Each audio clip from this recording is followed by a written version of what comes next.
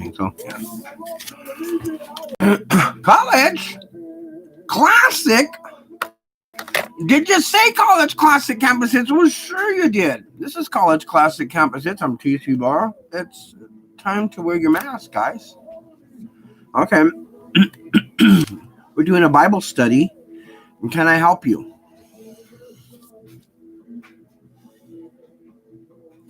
From College Classic Campus Hits and intouch.org, of course. Doesn't forget that. Can I help you? In a world of suffering, mercy is a powerful gift. And we know that because we see that in the Good Samaritan. Think of it as a first aid kit. A merciful heart is something you bring wherever you go. In the story of the Good Samaritan, a hated man did what he could with what he had and thereby saved another man's life. Anything from learning CPR to carrying an extra umbrella can position you to help others. But even with nothing more than forgiveness to spare, you can heal some of the deepest wounds you encounter. Matthew 5:7 and Luke 10:25-37. To show what real love looks like, here's the background. Jesus tells a story highlighting the kindness of a Samaritan man, Samaritans, the idol-worshipping descendants of Israelites who intermarried with the pagan population in Samaria. But they're Jews, right? Were despised by their Jewish neighbors in Judea, where the story takes place. Reflect. Love is deeply bound up with mercy, the act of relieving someone's suffering. A lot of times I make it clear that a lot of people aren't Arab. They're neighbors to the Arabs. A lot of people believe that the Arab race was Adam and Eve.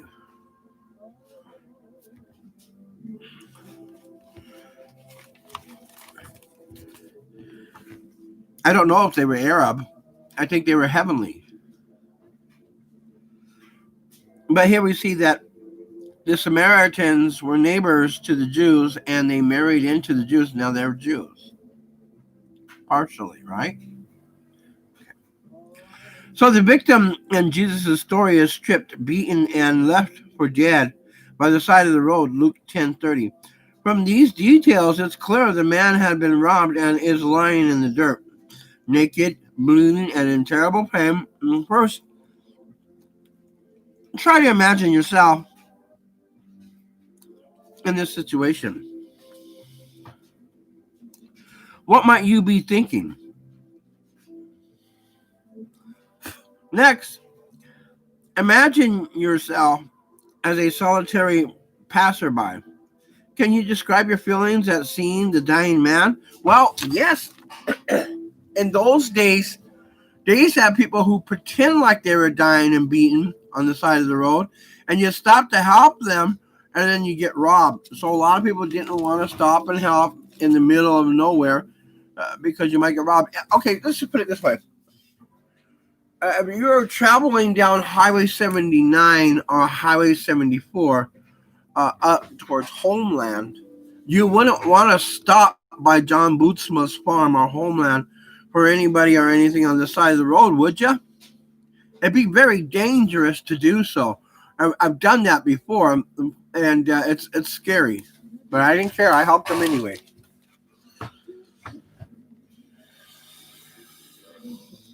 The Samaritan passerby felt compassion, verse 33, or pity, NIV.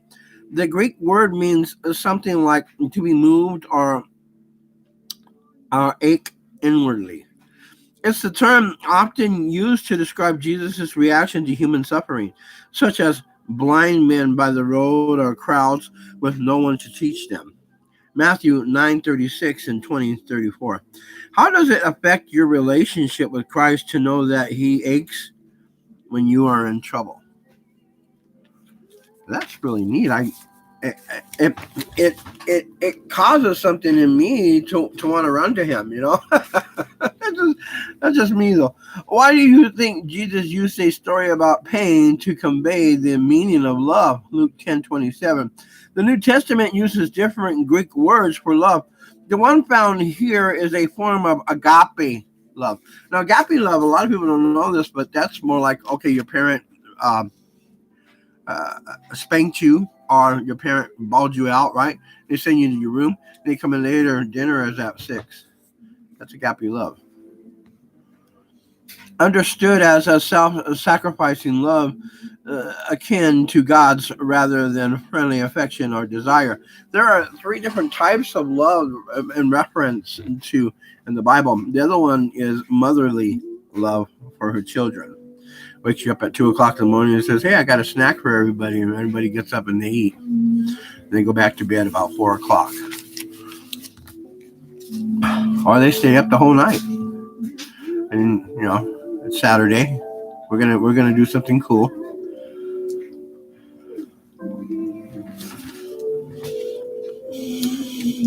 Verse 37 reveals that Jesus sees mercy as an expression of love. Strong's Concordance defines mercy as kindness or goodwill toward the miserable and afflicted, and joined with desire or relieve them. Can you describe a recent time when you took action out of compassion, not duty, to relieve someone's suffering? If not, is there something or someone you can help today? A lot of people, they probably don't understand this, but to be a man, it's not easy. Women, it's easy to be a woman, right? No, it's not. They have all kinds of feminine things they have to do. But to be a man is very difficult. I mean, we can smell, we can stink, we can do all that. We're a man. But the truth of it all is that to be a man, you have to be a man. You have to be a man. Women, they do all kinds of crazy stuff, but men can't get away with all that crazy stuff. Why do you think Jesus used a story about pain to convey the meaning of love? Luke 10:27. The New Testament uses different Greek words for love. The one found here is a form of agape, understood as the self-sacrificing love akin to God's rather than friendly affection or desire. Verse 37 reveals that Jesus sees mercy as an expression of love. Strong's Concordance defines mercy as kindness of our goodwill toward the miserable and afflicted, joined with desire to relieve them. Can you describe a recent time when you took action out of compassion, not duty, to relieve someone's suffering? If not, is there someone you can help today? In continuing the story, some think the highest example of love is to care for those we hate. But the Samaritan shows a love even more powerful. The man who cares for the dying traveler is himself the one who's hated. On the surface, this is a story about mercy to relieve suffering, but a closer look shows it's also about forgiveness. Jesus made it clear the action took place in Judea, verse 30, where Samaritans were hated. In fact, Jews normally wouldn't even speak to them. John 4:9. Does that affect your opinion of the Samaritan's behavior? What points might he have to overcome in deciding to help the victim? The Samaritan helped not minimally, but at great personal expense. Luke 10:34-35. Think of someone you feel dislike or has wronged you. What would you do to them? What would loving him or her with extravagance look like? A fist in the mouth, a busted tooth, more than one. Showing mercy reveals, since I've been here in Riverside, this is all I've been getting. That was an implant. I had it put in twice. It got knocked out 2 times here.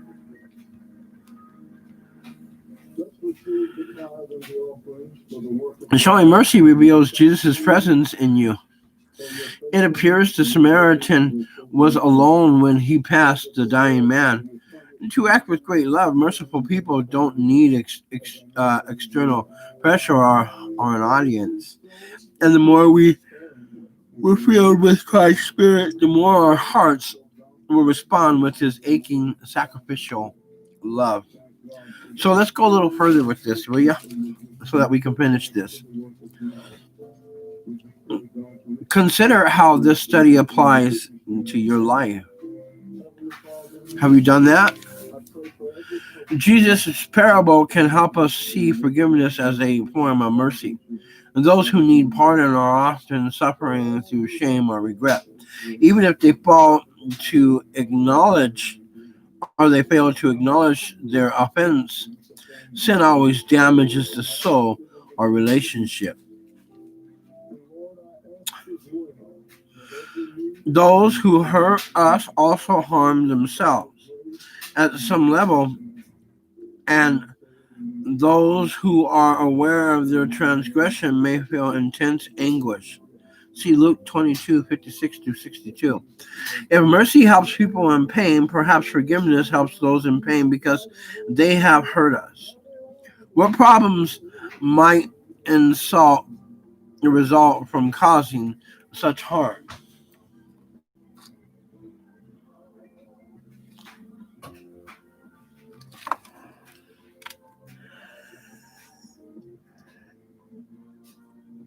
Have you ever suffered after realizing you'd hurt someone? How does awareness of causing pain resemble the brokenness of the wounded man in the parable? In what way is mercy then needed? The story says that when they saw the dying man, both the priest and the Levite, they passed by on the other side, 10:31-32. But the Samaritan came to him. Verse 34. Love, mercy, and forgiveness all require crossing a divide of sorts. A willingness to forget offenses and approaches the other with a giving heart. How does that describe what God has done for us? By recognizing our enemy's pain and seeking to relieve it, we act as Jesus does. When we overcome fear, cross the barriers, and bandage their spiritual wounds, we practice great love by sacrificing pride in order to show mercy. Like the Good Samaritan, take care, verse 34, of whomever you can help, especially those who you've hurt. They need your love, perhaps even more because of their offense. This is College Classic Campus. I agree. Dr. Charles Stanley, that was beautiful. Very beautiful. Good job. Very good job.